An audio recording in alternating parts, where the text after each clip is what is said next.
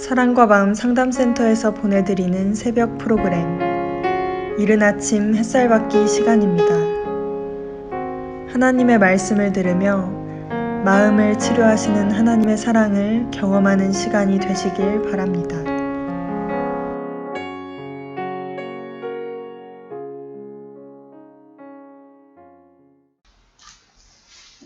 이른 아침 햇살 받기 시간. 어제 성도들과 함께 좀 길지만 그동안 징계에 관련된 이야기, 믿음의 영적 현상으로서 우리 삶에 드러나는 현실적인 사건, 사고. 이 사건, 사고를 우리는 대형 사고, 큰 것만 생각하는데 머리털 세신 하나님이라고 생각한다고 한다면 오늘 내게 일어나는 작은 감각조차도 생각조차도 하나님의 메시지가 담겨 있다고 생각할 수가 있습니다. 어제 그런 말씀을 드렸죠. 하나님의 사랑을 받는 것이 그리 쉬운가. 다들 어렵다고 얘기를 했습니다. 우리는 예수 믿으면 이왕이면 예수 믿지 않는 사람들보다 이 세상에서 더 잘 되기를 바라고 내가 하나님을 믿어서 이렇게 잘 되었노라, 이렇게 내 문제가 풀어졌노라, 이렇게 내가 원하는 게 이루어졌노라, 이렇게 말하기를 원합니다. 근데 사실은 이게 전도하기 위해서 내가 세상에서 잘 되기를 바랄까요? 아닙니다. 어쩌면 전도 핑계로 잘 되게 해달라는 말을 할 확률이 더 높지 않을까 생각합니다. 이왕이면 불교나 이슬람 신자나 무교 신자보다도, 그리고 믿지 않는 자보다도, 그리고 또 같은 믿음을 가졌어도 하나님 아버지 더 열심히 하는 내가 더 잘되게 해주세요. 이게 모든 예수 믿는 자의 마음속에 숨어있는 것 아닐까요? 하나님 이런 사랑을 해주세요. 이런 복을 주세요. 예수 믿고 남부란 듯이 살게 되었다고 말할 수 있게 해주세요. 제가 이렇게 새벽마다 몸부림치고 있고 수요일, 금요일, 주일 그뿐만입니까? 평일날 오로지 가정 같은 교회를 위해서 헌신, 봉사, 충성 진짜 이렇게 하지 않았습니까? 하나님 저를 사랑하여 주세요. 이게 사실은 하나님의 사랑을 받는다는 얘기는 하나님과 내가 서로 사랑하는 관계가 형성돼야 사랑을 주고받을 수 있지 않을까요? 그러면 여기서 이런 질문이 가능하지 않을까요? 하나님의 사랑을 받는 자, 받을 자는 하나님을 사랑하든가 하나님을 사랑하고 싶은 사람이어야 되잖아요. 그러면 하나님은 사랑하는 자를 징계하시고 시험하시고 또 고난이 유익되게 하신다 했고, 초대교회 모든 성도들은 모든 형제들이 동일한 고난을 당한다고 말했으니 또 심판 전까지 우리는 이 땅에서 대가를 치르는 인생을 사는 거라고 미리 받는 고난이라는 얘기까지 성경에도 나와 있는데, 그러면 하나님의 사랑을 받기 위해서 하나님과 사랑하는 관계를 형성해야 되는데 이 관계를 맺고 싶으신지요? 박선미 선생님. 그 헛웃음은 무슨 의미의 헛웃음인가요? 저 먼저 시키시는지 부담스럽게. 네. 관계를 맺기 싫은데 또 하나님이 선택을 하시면 안 맺을 수 없잖아요. 저는 싫지만. 그래서 또 하나님이 저하고 이렇게 맺기를 원하시면서 이렇게 다가와 주시면 맺을 수밖에 없는 것 같아요. 그러니까 관계가 형성 안 되면 짝사랑이잖아요. 네. 그죠? 하나님은 선택한 사람에 대한 사랑은 상대가 나누고 사랑하는 관계를 맺기 싫어한다면 하나님의 일방적인 짝사랑이잖아요. 졸졸졸졸 따라다니면서 너는 예수를 믿어야 된다는 얘기를 하시고, 그래서 안 믿으시니까 어떻게 해요? 네? 징계와 환란을 주시죠. 네. 그러니까 말이 징계와 환란인지 삶 속에서 겪는 사람은 지금 하나님이 지금 돌아오라는 메시지를 모르고 열심히 그냥 살겠죠? 어떻게 강은하 선생님께서는 하나님과 관계를 맺고 싶어 하시는지요? 네, 저는 하나님과 관계를 맺고 싶습니다. 아, 그러세요? 네. 근데 어릴 적부터 하나님을 거부하는 자라는 그 성경 말씀을 듣고 굉장히 절망을 느꼈거든요. 아, 하나님을 알 수 없는 게 난데 하나님의 사랑을 받고 싶어 해. 어떻게 해야 되지? 그런 굉장히 앞이 깜깜함을 좀 느꼈었어요. 짝사랑이잖아요. 그러니까요. 어떻게 이럴 수가 있지? 그러니까 가슴이 철렁 내려. 하나님이 나를 사랑해서 오셨는데 고난받기 싫다고 거부했잖아. 난 내 욕심대로 살겠다고. 그러니까 하나님이 짝사랑이에요. 그래서 나는 하나님을 사랑해. 그런데 하나님이 나하고 사랑관계를 형성하지 않으셔. 왜 그럴까? 왜 그럴까요? 내 욕심만 채우려고 하니까 결국은 하나님을 모를 수밖에 없는 짓을 계속하는 거죠. 그러니까 짝사랑 한다고 하면서 야 하나님이 사랑할 수 없게 만들어버려. 네. 사실은 뭐냐면 내 속에 하나님을 사랑하면 인생이 괴로우니까 십자가의 증인 살면 나를 위해 살지 않고 하나님을 위해 살아야 되니까 자객적 욕구, 탐심과 정욕을 버려야 되잖아. 그러면 진짜 사랑하고 싶지 않을 거 아니에요. 그러니까 하나님이 나를 사랑하지 못하도록 나는 계속 어떻게 해요? 나를 채워야 돼요. 예, 자기 욕망대로만 살아가는 거야. 근데 행위는 계속 사랑한다고 해. 마음속에 무의식에서는 계속 하나님이 나를 사랑하지 못하고 저주하도록 불러일으켜. 기가 막힌 투사적 동의시를 하는 거 아닐까요? 모든 인간관계에서 그러고 있죠. 야, 그러면 정윤영 선생님, 하나님과 사랑하는 관계를 맺고 싶으신가요? 맺고 싶죠, 지금은. 네, 맺고 싶어요. 이게 짝사랑은 가능하나 서로 사랑하면 불가한 경우가 너무 많은 것 같아. 그래서 하나님과 우리와의 사랑의 관계는 하나님이 우리를 먼저 사랑하셨대. 이게 우리의 소망이죠. 참 소망스럽고 내가 나의 절망성을 바라보면서도 희망을 가질 수밖에 없는 이유는 하나님께서 나를 사랑하시기 때문에, 먼저 사랑하셨기 때문에 오늘 내가 비록 하나님의 사랑을 받을 만한 아무것도 가지고 없다 할지라도 내가 믿을 수 있는 건 뭐야? 하나님이 나를 사랑하고 계시다는 이거 하나 믿고 살면 되는 거 아닐까요? 어떻게 생각하세요? 진짜 사랑은 천국 가는 건데 그건 진짜는 나중 얘기인데 일단은 우리가 아직 죄인 되었을 때에 그리스도께서 우리를 위하여 죽으심으로 하나님께서 우리에 대한 자기의 사랑을 확증하셨느니라. 와, 우리가 사랑하면 우리가 하나님을 사랑할 수 있는 것은 그가 먼저 우리를 사랑하셨습니다. 우리가 예수를 사랑할 수 있는 것은 예수님이 우리를 먼저 사랑했기 때문에 가능하다는 거야. 그냥 하나님의 짝사랑이 있어야 나를 사랑한다. 그러면 이거를 우리 인간관계로 가져와 버리면 얼마나 뜨거운 사랑을 하고 살고 계시나요? 야, 결국 누군가가 나를 사랑하게 하려면 상대가 나를 사랑하지 않더라도 내가 그를 먼저 사랑해줘야 된다는 얘기 아니야. 근데 먼저 사랑해도 상대가 나한테 사랑하는 척만 하고 사랑의 반응을 진짜 안 해. 그러면 어떻게 해야 되는 거예요? 그런 사랑은 어떻게 해야 되나요? 하나님은 일방적으로 우리를 짝사랑해서 우리를 인생을 괴롭히는데 나도 내 사랑을 안 받아준다고 괴롭혀야 되나? 민정원 선생님 어떻게 생각하십니까? 받은 만큼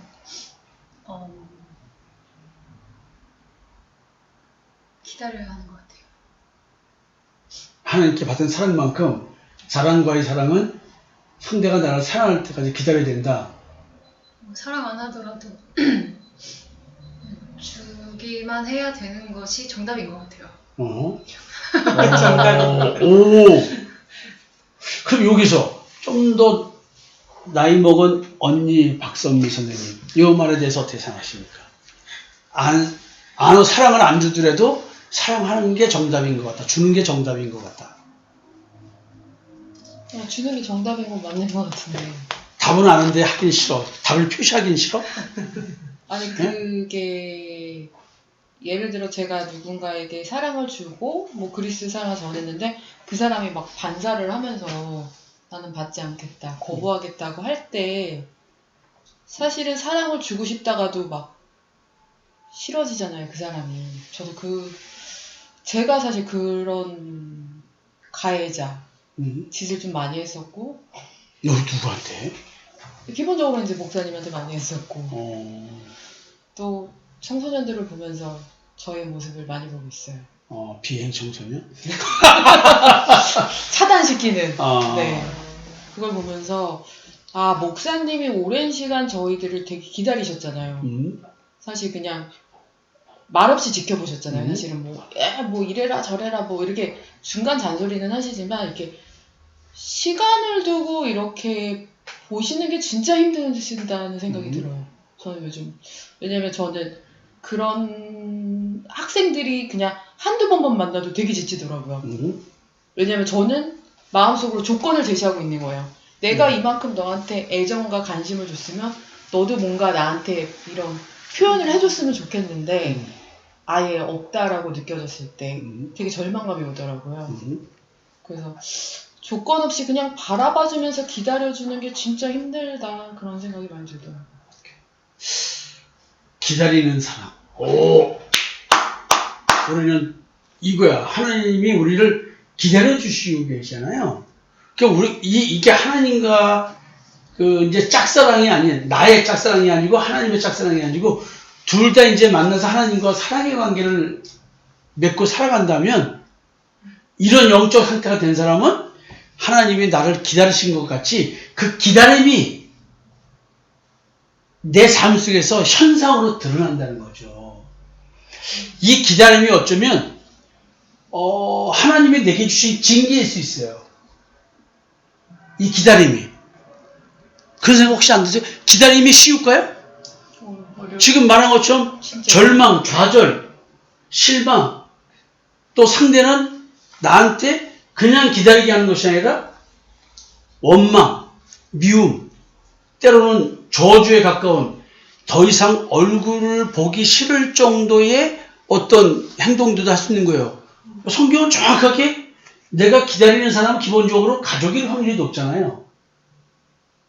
근데 그 가족이 원수라고 말할 정도로 복음의 앞에서는 이거는 그렇게 현상이 발생한다는 거 아니에요.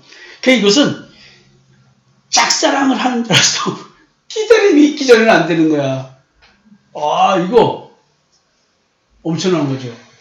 근데 이게 정답인 걸 알면서도 실제로 변한 나의 존재, 영적 정체성의 변화가 없다면 굉장히 어려운 이해가 되지 않을까라는 생각이 들어요. 이게 결국 하나님께서 솔로몬에 대해서 이제 다윗에게 약속을 한 게 절대 아무리 잘못해도 버리진 않겠다, 폐위시키진 않겠다면서 인생의 채찍과 사람의 막대기를 통해서 징계를 할 망정, 깨우치게 할 망정 폐위시키지 않겠다. 그러면 오늘도 우리가 무작정 기다리는 것이 아니라 사랑의 매를 대든다는 얘기예요. 이게 그 사랑의 매는 말씀에 바로 서라고 하는 현실적인 다툼이 발생한다는 거죠. 그렇게 신앙생활하는 거 아닙니다. 목사님 신앙만 올바르고 다른 사람 신앙은 틀렸습니까? 참으로 교만하시고 자기중심적이시네요. 이런 공격을 받아야 안 받아요? 만약에 자기 새끼가 아버지만 옳으십니까? 아버지는 완벽하신 분입니까? 이렇게 말하면 할 말이 있어요, 없어요? 사실은 이거 사실 개망신의 개망신이에요.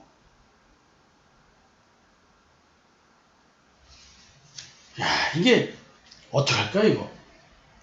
그 기다림이 그냥 기다리면 되는데 기다리면 좋은데 상처로 들어오는 기다림이라면은 그 기다림의 시간이 길면 길수록 어떨까요? 자, 혹시 이런 고통이 좀 있을까요? 김현수 실장님 혹시? 고통이? 예, 돌아오기를 기다리는데 그냥 상대가 나를 아프게 해. 그런 게 있을까요? 어떻게 해요? 저희 교회 안에서 이루어지고 있죠. 아니, 이제 본인의 아픔. 아, 제 아픔이요? 예. 저는 아들과의 관계죠. 예. 예. 어떤 이제 자기 자신에 대해서 이제 서로 이제 아들과 얘기를 할 때에 아들은 자기 기준에 뭔가 안 맞으면 그냥 바로 공격하고 그 말이 맞지 않다라는 어설픈 논리를 내세워서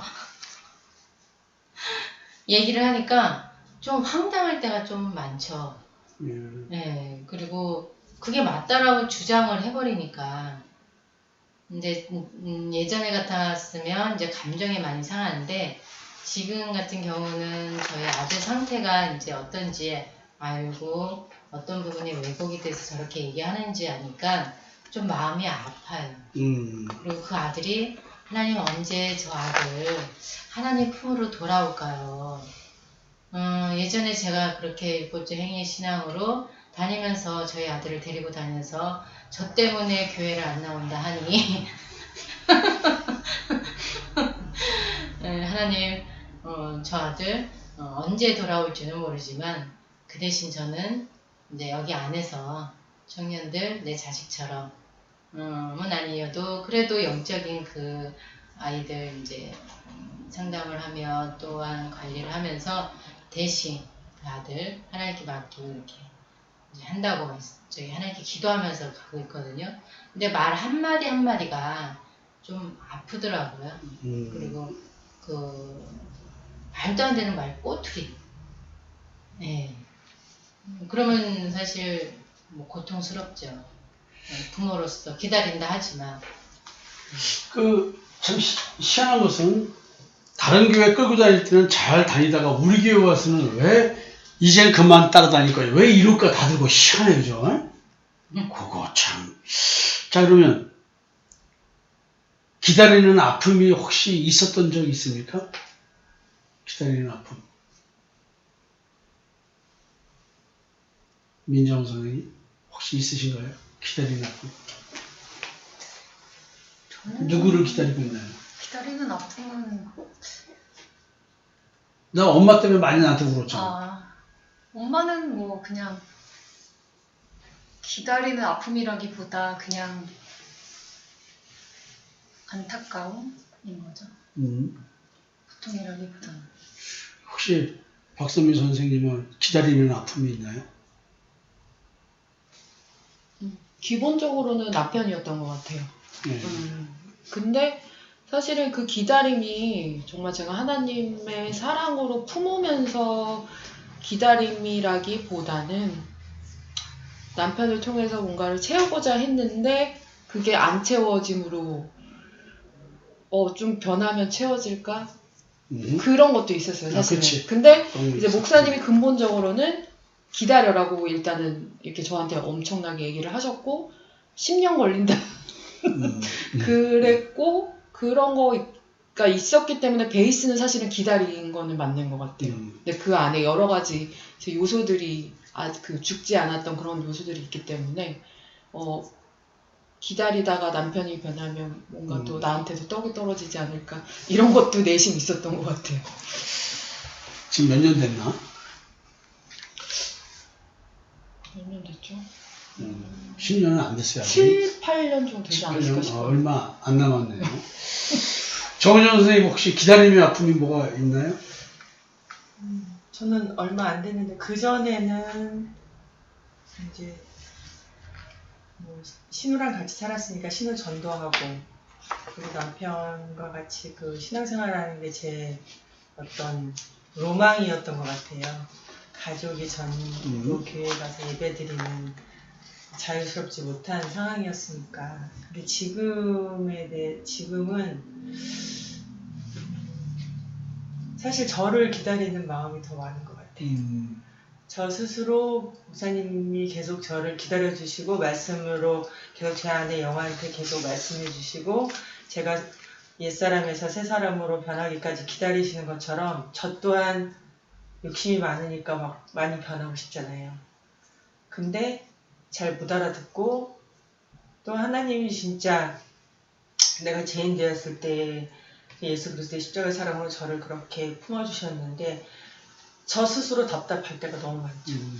그래도 제가 알아듣는 여기까지 하나님 저 여기까지 이런 혼잣말을 되게 많이 한 것 같아요. 그래서 저 스스로를 기다리는 마음이 좀 고통스러울 때가 많고 그거 또한 하나님의 주권이라고 이제 하나님 그렇게 말씀해 주셨기 때문에 그 시간, 그 주권의 시간들을 기다리는 거죠. 네. 이 얘기는 이제 제가 저도 똑같은 경우가 있었겠죠. 내가 변하기를 기다리는데 하나님께서 오늘도 내 상태가 요 상태밖에 안 되게 해주신 거잖아. 그래서 그 긴 세월을 하나님의 그 손길이 내게 오기를. 그래서 어떨 때는 답답하고 힘들 때는 혼자 울면서 주님 저를 불쌍히 여겨주세요. 그러니까 다른 기도를 못하고 그냥 저를 불쌍히 여겨주세요. 저를 불쌍히 여겨주세요. 그냥 이 기도만 하는 거야. 주여 나를 불쌍히 여겨주시옵소서. 나를 불쌍히 여겨주시옵소서. 근데 어느 날 내 입에서 불쌍히 여겨주십시오라는 기도는 없어지고 더 주권을 드리는 것 속에서 아버지 제가 아무것도 제 힘으로는 할 수 없는 거 아시잖아요. 나는 그 속에서 목회의 발걸음을 이렇게 가고 있다. 하다못해 장소 얻는 것부터 물질의 문제까지 성도들이 변화되는 것 하나하나까지도 내 힘으로 할 수 있는 게 하나도 없는 거야. 나는 그저 하나님 나를 불쌍히 여겨주시고 주권은 하나님께 있으니 저 영혼 하나님 어떻게 할까요? 어제도 잠 꼬박 샜어요. 나도 잠 못 자. 네. 하나님 어떻게 할까요? 나는 완벽한 인간이 아니고 하는 게 남한테 특별히 존경받을 만한 것도 갖고 있질 않아. 사실은. 그러니까 이런 존재가 하나님의 말씀을 전하는데 또 무슨 의미가 있겠어요? 그런 경우가 많이 느껴질 거 아니에요. 다윗도 자기가 뭐 이렇게 대단해? 가만히 보면 사울보다 더 나쁜 놈인데 그저 하나님 이름 찾는 거 외에는 나은 게 없는 존재야. 나도 그렇게 생각을 해요. 기다림의 상처. 이거는 인생을 걸고 기다리는 겁니다. 근데 기다리는 아픔, 상처. 근데 그 아픔과 상처가 있지만 하나님 안에서 그것이 재해석되면서 오늘도 기다림의 상처와 기다림의 아픔 그조차도 하나님 몫이다. 나는 오늘도 이렇게 갈 수 있는 힘을 주신 하나님께 감사하면서 오늘 하루 걸어가지? 네. 어떻게 다시 한번 기다림의 아픔이 있으신지 강성 선생님. 저도 박 집사님 말에 동의를 하는데요. 박 집사님? 네, 박선미 집사님. 네. 그 전에는 제 욕심을 채우기 위해서 남편을 좀 기다렸다면 이제 지금은 같은 믿음으로 같은 신앙생활을 하길 바라는 마음이 크다는 거죠. 하지만 내 행위적인 모습이나 이런 건 변화되지 않았기 때문에 그 모습을 통해서 아직도 내가 내 자신을 정죄하고 있는 나를 볼 때 괴롭고 또 나를 또 기다리고 있고 또 이것을 통해서 남편이 내가 안정되어지고 뭔가 현상적으로는 크게 변한 건 없지만 마음으로 많이 느끼고 있을 텐데 끝까지 부인하고 있는 저 남편을 볼 때 좀 안타까움이 많이 커서 그 남편에 대한 마음 그리고 아이들 자식들에 대한 마음이 계속 기다림으로 있는 것 같아요. 네. 제가 이제 기다림이 곧 징계 아니겠냐라는 말씀을 드린 이유는 우리의 기다림은 죽음을 기다리는 인생 같아요. 우리 개인적으로는. 근데 이미 그 기다림의 상처나 아픔이 안 되는 이유는 이미 이 땅의 삶은 사망의 삶인 거예요. 이 말의 의미가 혹시 느껴지는지 모르겠네요. 죽은 자들의 세계야. 죽은 자들이 만들어내는 산자의 기다림에 대한 상처와 아픔이다. 그러니까 그들이 만들어내는 거냐, 나한테 아픔을 주고 상처를 주는 거 아니야. 그것은 그들이 옳다고 생각하는 걸로 아픔을 주고 상처를 주는 거고, 우리는 연약하고 부족한 그 상태에서 생명의 말씀을 전하니 이것 또한 참 아이러니하고 참 역설적인 거야. 완벽한 존재가 하나님의 말씀을 전해야 되는데 우리는 그렇지 못한 존재야. 그래서 영혼을 기다릴 줄 아는 사람들끼리의 만남은 그 부족함 속에서 하나님이 사용을 주셔서 헤어지지 않고 결별하지 않고 하나가 되는 그 기적의 역사들을 주무라고. 지금 우리 교회 몇 명 안 되는 성도들 보지만 한번 느껴보세요. 언제부턴가 상대를 향해서 손가락질하는 거는 다 없어졌어요. 어느 순간인가 상대가 지금 아직 우리가 기다려야 된다는 그 기다림 속에서 도리어 저 사람이 상처를 주는 게 아니라 기다리고 있는 우리가 안타까워서 느끼는 상처이고 아픔일 뿐이지 상대의 공격은 이미 받아들이고 포용하고 용납할 수 있는 그걸 갖고 있다고. 우리는 이미 어느 정도의 뜨거운 욕망으로 우리는 돼가고 있다. 그래서 오늘 기다림의 아픔, 상처, 기다림이 곧 하나님의 징계 아닐까라는 얘기를 하게 됐습니다. 사실 이제 징계의 목적이 뭐냐면 고린도전서 11장 32절인데요. 우리가 판단을 받는 것은 주께 징계를 받는 것이니 이는 우리로 세상과 함께 정죄함을 받지 않게 하려 하심이라. 그러니까 이제 세상과 함께 정죄함을 받지 않기 위해서 하나님께서 우리를 징계하신다는 건데 이것은 심판날을 염두에 두고 하는 얘기잖아요. 그 전까지 우리는 거룩하고 깨끗해져야 돼. 참마음과 온전한 믿음으로 하나님께 나아가는 자가 돼야 돼요. 그래서 오늘도 우리는 어떤 하루의 삶을 살았든 나를 거룩하고 경건하고 깨끗하게 하시는 하나님의 역사, 이 역사의 한 과정을 걸어가고 있는 것이다. 어제보다 오늘 믿음으로 더욱더 거룩하고 정결한 처녀가 되고 또 내일은 오늘보다 더 거룩하고 정결한 처녀가 되고 넘어지고 깨어지는 가운데도 손잡아 주시는 주님이 있기에 오늘도 나는 더러운 내 존재가 또 믿음의 그리스도의 의의 옷을 입고 또 거룩하고 정결한 처녀가 돼서 또 담대히 쓴다. 이게 매일 반복되는 하루다. 이거를 잊지 마셨으면 좋겠습니다. 어제는 하나님의 사랑을 받을 수 있는가 질문을 했다고 한다면 오늘은 하나님과 사랑하는 관계를 형성할 수 있을까? 그리고 서로 짝사랑의 관계가 아니라 서로 사랑하게 됐을 때 우리는 주님이 우리를 기다려주신 것처럼 우리도 어느 영혼의 변화를 위해서 기다릴 줄 아는 자가 된다. 이런 얘기로 말씀을 나눴습니다. 여러분, 하나님과 사랑하는 관계가 돼서 오늘 이 땅의 삶 속에서 한 영혼을 위해서 기다림의 상처와 아픔을 기꺼이 기쁨과 감사를 받아낼 수 있는 우리들이 되었으면 좋겠습니다. 오늘 함께 해주셔서 감사합니다. 마치겠습니다. 뭐라고 해야 되는 거 아니야? 성도 여러분 사랑합니다. 여러분 사랑합니다.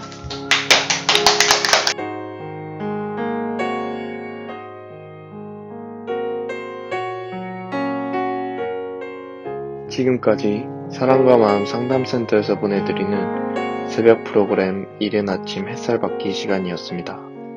오늘도 참 하나님과의 만남 속에서 마음의 쉼을 경험하시는 여러분이 되시기를 소망합니다.